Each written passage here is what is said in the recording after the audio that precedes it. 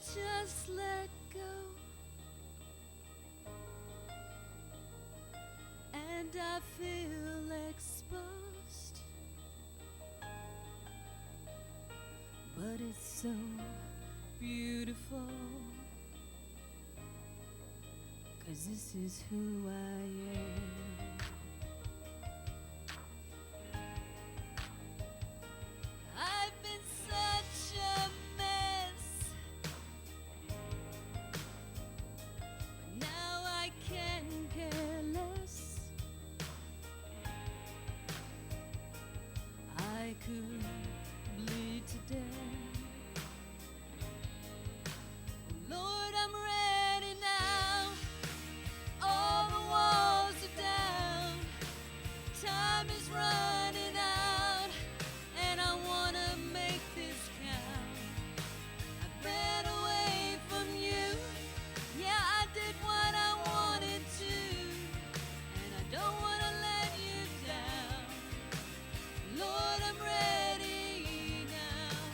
Lord, I'm ready now.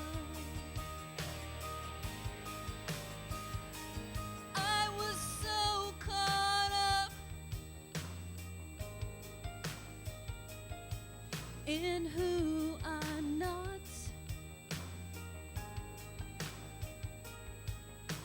Can you please forgive me?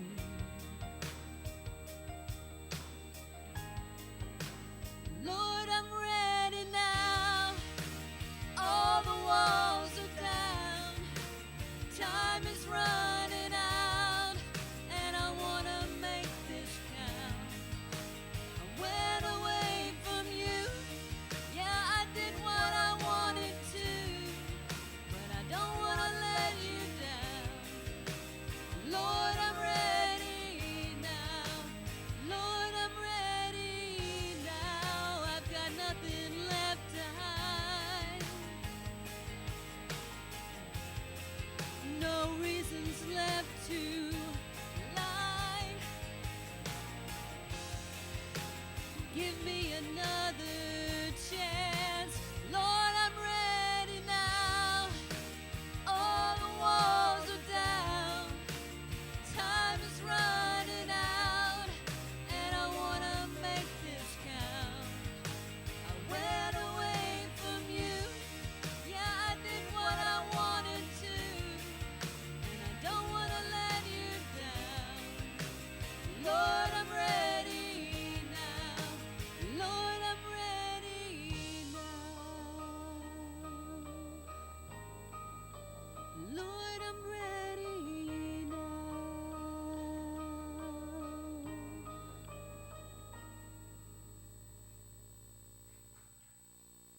I call this sermon that little rascal. Now y'all remember the little rascals. If you don't, then bless your heart, go to YouTube. Okay, you'll find some. Those little boogers, they got into all kinds of trouble. And my favorite one, of course, was Spanky, because I like him. He looked like me when I was a kid.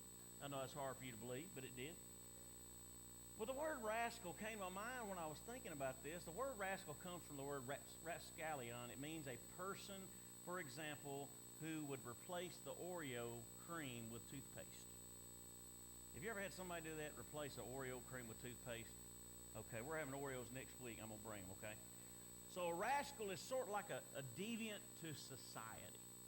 A rascal is somebody who you really wouldn't really look up to. Well, this is one of the reasons, this parable is one of the reasons I decided to preach through the parables of Jesus. Because there's parts of the Bible I just don't get. It doesn't make sense. Some parables even seem to contradict the characteristics and the teachings we receive from Jesus. And this is where I want to rest. I want to go find what God has to say. Well, here this parable is of a dishonest or a rascal manager. Okay? He is a dishonest manager who seems to do wrong, and Jesus commends him in his own story. So automatically, my radar goes off and says, wait a minute. Jesus commends someone for being dishonest. So how can this be? Is Jesus teaching us to be dishonest? I think absolutely not. That would fly against his character everywhere throughout the entire Bible. So what is Jesus trying to tell his disciples here? As believers, we are blessed so richly, but how do we usually rate a blessing? It's usually money, right? But I submit to you today that money is not a blessing at all. It is a way to give a blessing. We usually rate those by their riches. Jesus, the Son of God, had no possessions. He says that I have no place to lay my head. He didn't even have a bed or a pillow. He was a son of God, and he had no possession. But we have been sold that possessions and money in general being a blessing, and we must understand something. Blessings don't come from having riches. Blessings come from sharing riches. Jesus had nothing. Apostle Paul told his fellow servant Timothy in his letters, he says, "For the love of money is the root of all evil. For while some covet after, they have erred from the faith and pierced themselves through with many sorrows. When we love money more than we love God, we pierce ourselves through with sorrows." Would you be surprised to know that the number one cause of divorce in this country is not adultery? It's finances and arguments over money. It's not money that is evil, but it's how we steward the money. See, we are under the strange conclusion that when we receive money from a week of work, then that's our money. Well, as far as I know, you used your lungs, you used your heart, you used your feet, you used your life to earn that money. Therefore, we must understand, we're not giving to God out of our money. We're giving God's money for ourselves when we don't give to him. Now, I know right now you could hear a pin drop because when some loudmouth preacher talks about money in a Baptist church, everybody gets a little tight. Don't worry about it. This is what I'm finding in this parable. And this guy is a rascal. But God uses him and the way he does things to show us something. I want you to join with me here in verses 1 through 4. We'll see that the rascal gets sacked. Now, Luke places this parable immediately after the prodigal son. And I believe it's because this rascal had something in common with the prodigal. He has been wasteful in the first couple of verses. Now, first of all, the other servants had come to this master. The masters, they worried about his well-being. The master had this servant, a house servant. He was over all of the assets of the house, kind of like Joseph when he was in Egypt. He controlled all the assets of the house. And it says that some of the servants came to the master worried about the master's well-being. That says a lot about the master, first of all, that slaves were worried another slave was taking advantage. But he treated his slaves fairly. Now, when this rascal's wasting the master's assets, it bothers the other servants enough to go and to tell the master. This rascal was in charge of landowners' plots of farmland, and when it came harvest time, this rascal's job, and I keep saying rascal because that's just a funny word. This rascal's job was exactly to gather the payments from these tenant farmers in the form of produce, oil, any kind of things that they did on that land. So this guy had lax in one way or other gathering the income. So when word hits home, the master goes to settle the problem.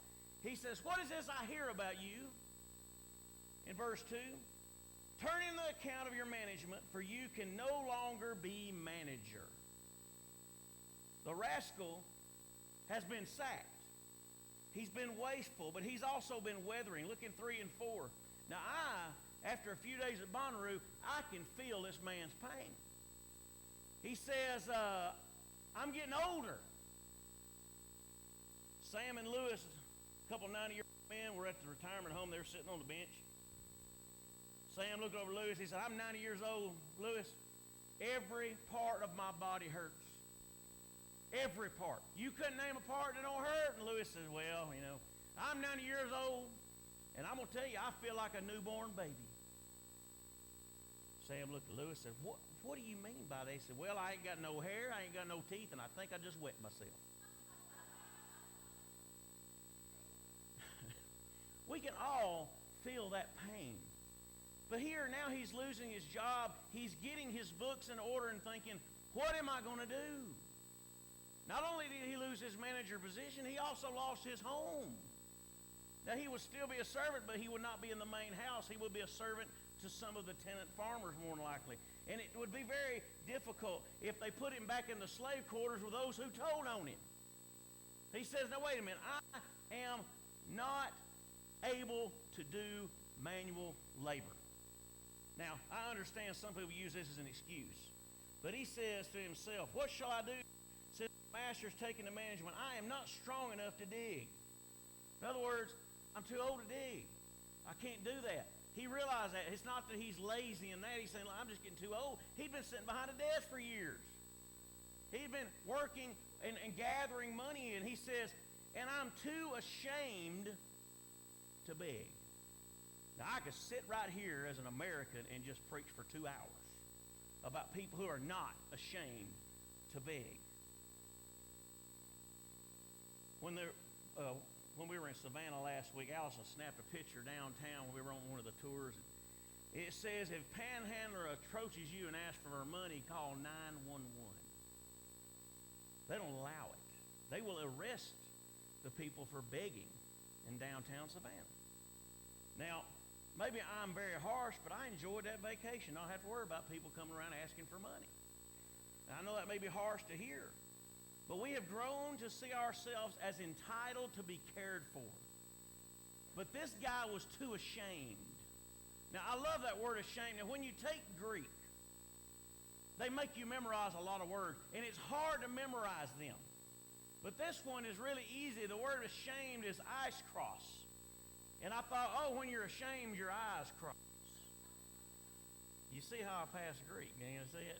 I got some even better ones that we can't mention in church. I'll tell you those later. But here, I'd memorized that, and what happened is reality has smacked this joker in the head and knocked his eyes cross. He was too ashamed to beg. He knew it was gone. So he divided a plan in verse 4. He says he planned to use the master's books to make his soon-to-be employers, those who owned his master, happy. They were to receive him into their houses. Not only lost his position, he lost his living chambers. He would have had to move out into the main palace. So he says, look, I'm going to prepare something that will make my future easier. So the rascal gets savvy in verses 5 through 7, and he calls in all debts. Now, not just one or two. We just have a couple mentioned here. No, but he calls in all. Now, he wasn't being trickery. This was no trickery. Remember in verse 2, the master says, get your books up to date. You can't be manager anymore. In other words, everybody's tab. Pull in everybody's tab. They do that at a bar, right, Jeff? Okay, yeah, all right. So he didn't say nothing. Oh, you've all heard of a bar tab. Come on. Bunch of Baptists. So the farmers to give their payments to the master. Their tab is due. And they bring all of this stuff, and the rascal does something none of the farmers expected. He cuts all debts. He cuts all debts. Now, the first guy owed. Now, you got to realize something first. When you owe a master this kind of stuff, you don't come empty-handed. You have the payment ready. This joker, the first one, owed him 875 gallons of oil. This is olive oil. You just couldn't, they didn't have these big tanker trucks then. You carried it in large clay pots. And you had all your servants carrying these big, heavy 50-gallon pots, and there were all kinds of them. He brought it. He says, what do you owe? He says, 875 gallons of oil. He says, okay, cut that in half, take the rest home. And then we see this other guy comes up and says, what do you owe? I owe 120,000 bushels of wheat. Now, let me see here. How rich is this master that his tenant farmers are tithing or taxing 120,000 bushels of wheat? That's a lot of money. 9 gallons of oil, that's a lot of money. There's no telling what these other guys were making. That's the only way you made money in these days is tenant farming. And here he says, take that mark 120,000 bushels out, put it down as 96,000 bushels. Take the rest of it home. Now one would think the master would come unglued about reduction in payments. But then we see that the rascal gets support. Verses 8 through 13. And it starts with the support from the master in verse 8. The master gives support of this. Now, verse 8 ends the parable and Jesus begins to apply it for his disciples. The master commends the rascal. Why in the world? He just gave away money. He did not belong to him. Why would he do that? The master has been said to enjoy honor more than wealth. He had all the wealth he needed. Now his tenant farmers were extraordinarily happy because of his generosity.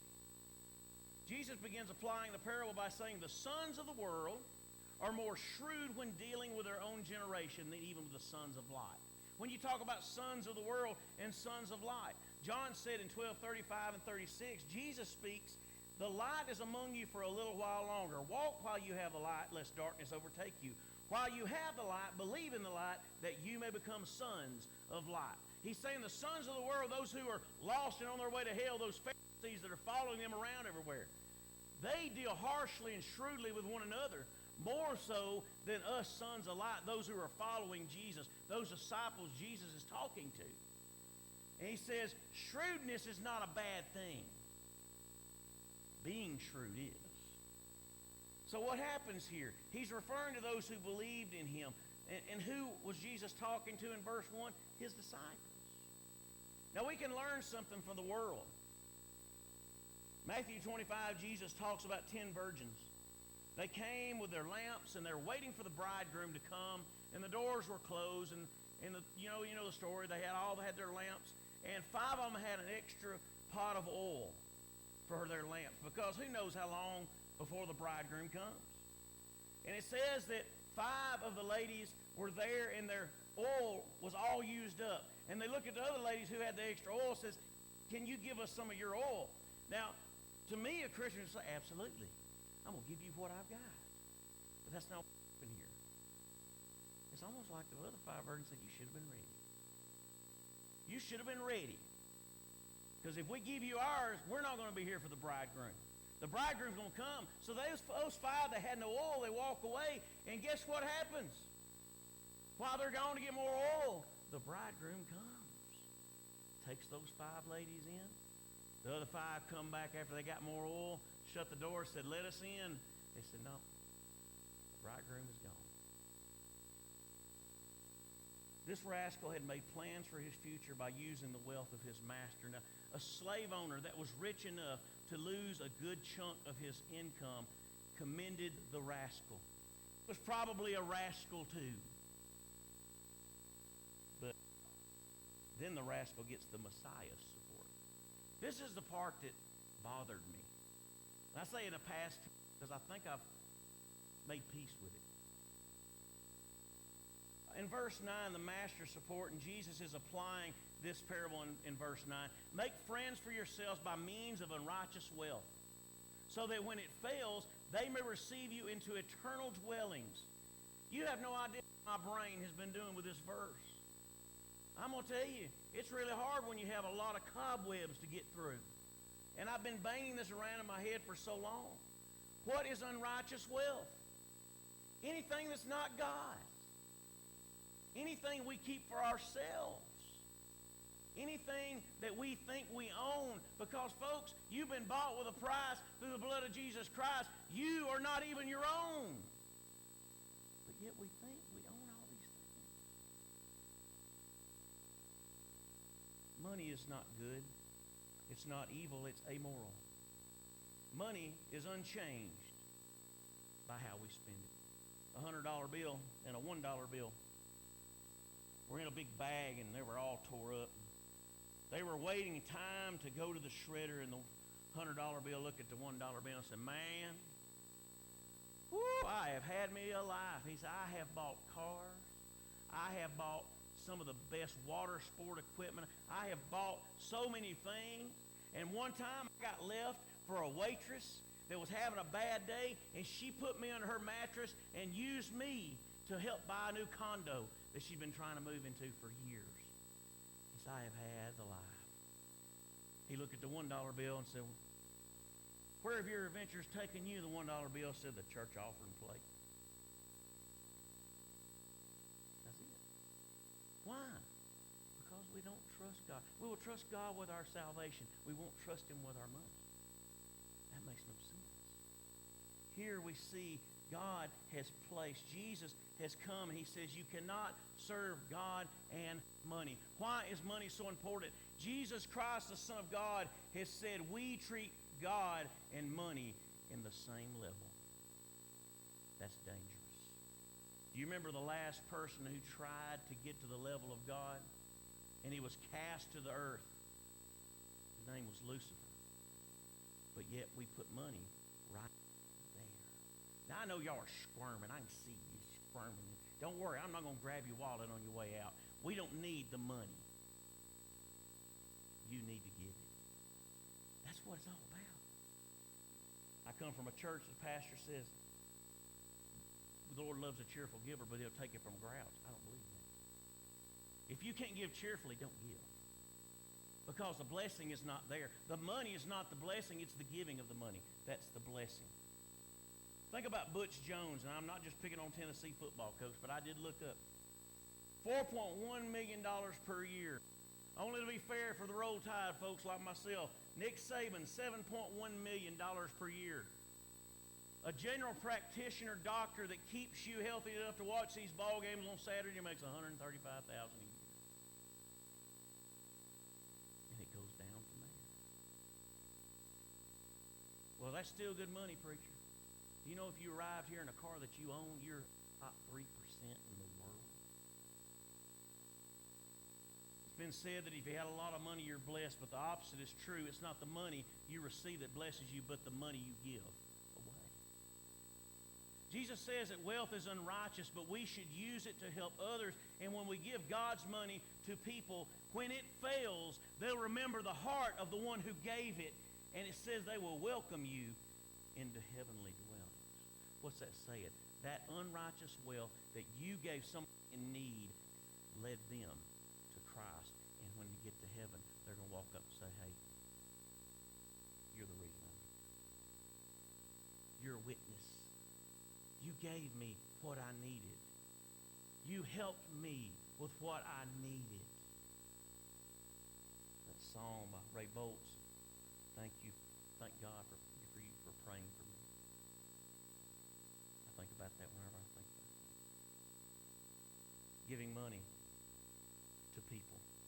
Now, Jesus 10, I think, is a very good illustration of this, Bonnaroo. I don't know how many thousands of dollars it cost to put this on. I don't ask.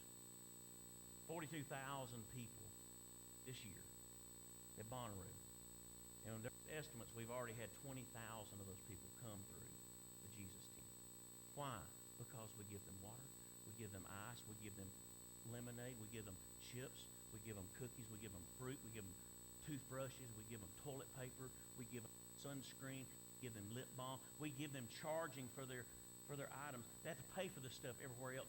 Come to the Jesus and they ask, why do you do this? And the sign behind it says we are doing this in the name of God through Jesus. So, well, that just seems like a waste. That's because you're too stuck in the idea that money is a blessing. The blessing is giving. Jesus goes on applying in verses 10 through 13. He says, if you are faithful with little, you will be given much to be faithful with. And he says also, if you're dishonest with little, you'd also be dishonest with any kind of little you get. Any kind of lot you get. If you fail in this life with unrighteous riches, you will fail with eternal riches. This just brings it home. God owns all. People, you give money to the church or other organizations, you're giving your money, you're giving God's money. What you retain is God's money. By giving away what God has given you, you will have treasure in heaven. Now, that treasure is not just going to be crowns. It's going to be these people who come up and say, I know you. I don't know how, but I know you. Ironside, a great preacher in the 20th century, he was a interim president for a seminary, and they owed $50,841.12. That's what they said. Look, we're going to pray because nobody has any money left. We need $50,841.12. And so Henry Ironside, which I've heard him preach before, he has a bellowing voice, kind of like Billy Graham. Says that he grabbed everybody's hands, and he used to grab them so hard the ladies that were in there usually pull that hand back after a while because he just gripped when he prayed. He said, and this was his prayer: God, you own the cattle on 1,000 hills. Sell some of them and give us the money. As soon as they finished the prayer, there was a knock on the door, and it's a secretary come in, and she says, Dr. Ironside, a cowboy just came by. And he says he sold some cows, and he felt he needed to come by and give you this check because he sold the cows. Guess how much the check was? $50,841.12. See, the thing is when we think about riches being our money and our blessing, we don't understand. It's a blessing to give it, not to hold it. I'll guarantee you will not outgive God. But see, that's the problem we have in the church today. And it's not just because we're like we are. We're human, and we love to have plenty, and we want to be comfortable. That's not it. We have other churches that say, if you'll give me 1,000, God will give you 10,000. I'm sorry, that's bull. But I will tell you this. You will not get until you give. Would you pray with me?